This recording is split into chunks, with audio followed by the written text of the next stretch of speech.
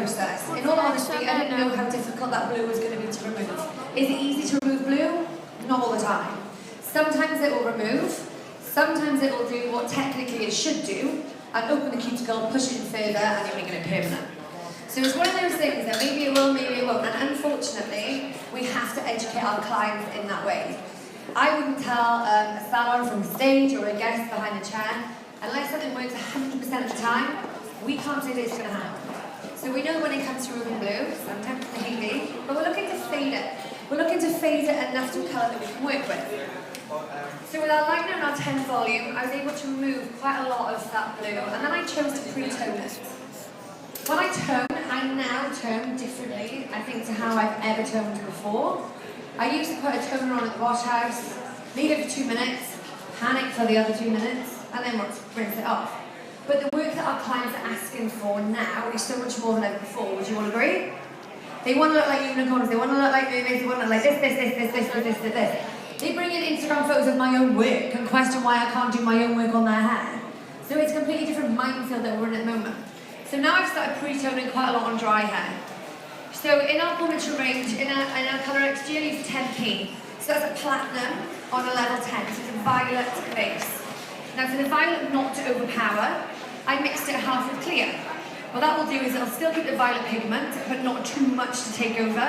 I mean, we're working with blackened hair, so these things can grow out, right? And we don't want that to happen. So I chose to tone on dry hair for 25 minutes. So what I've actually done is I blackened it, coloured it, and then recoloured it again today. And I think that again, that's okay to let our know that these things do not happen in a 1 hour process. And obviously, if you're gonna colour for 25 minutes, you're gonna charge for that.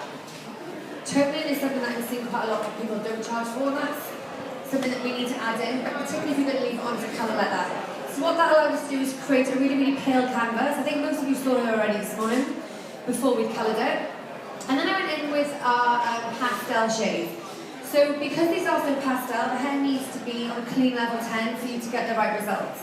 Quite often I hear that the colour didn't take, the colour didn't work. You have to remember that the genius behind the colour is you. The tube of colour is effectively, I don't want to say stupid, so I don't want to get myself sacked, but just remember that you're the brains behind it. So you know how light the hair is, the tube doesn't know how light the hair is. So you need to work on a level 10 or above. So, with hope that I haven't just got myself sacked, I'll carry on. So I worked with like a pixelated colour shape. People kept asking me, what is the pattern that you're following? The pattern was none. Every single section I addressed it slightly differently. Even though this is quite a clean canvas, there were some areas where the blue was, where it wasn't as clean as possibly the root or as possibly the ends. So that's where I chose to make the darker formulation. So on every single strand, I worked, I did pixelated colour. I've got some pink in the root areas, I've got some violets, I've got some greens going through there. I didn't want it to look like it was ombre, and I didn't want it to look like rainbow hair. So with rainbow hair, we're taking lots of individual strands. Maybe with rainbows, you're kind of taking it down a little bit, or sorry, with unicorns. So we wanted to mix it all up a little bit, and almost to look like you don't know how that's been done. So my advice for that would be, almost don't have a pattern to follow.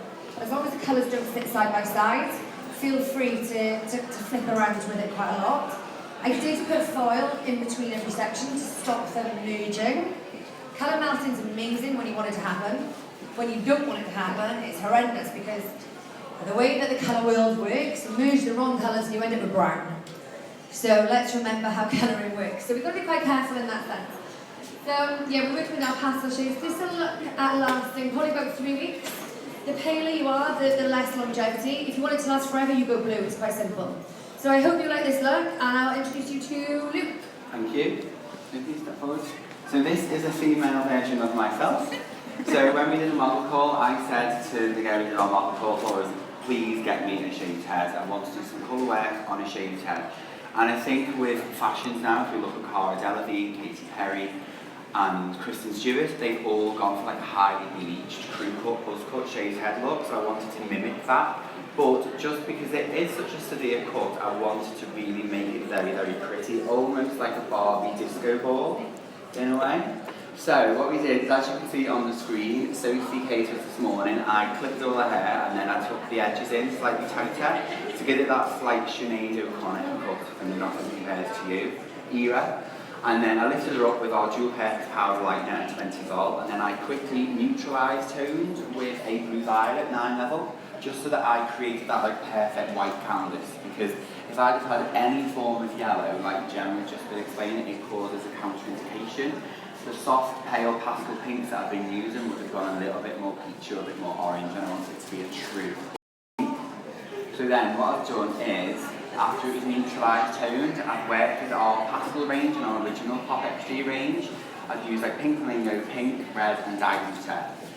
I've also done, did anyone see me applying this before or earlier? Yeah, so what I've done now is, I think that makeup is such a massive, massive industry at the minute, and it's almost like over the top hair in a little way. So I applied Sophie's colour. The connection is super bad, so I might end it. Eyeshadow ones as well. I applied in a imprinting technique, so we really work the sponge with the colour into the hair, because who's ever worked on hair really short with a brush and it just flips everywhere you do and get that saturation.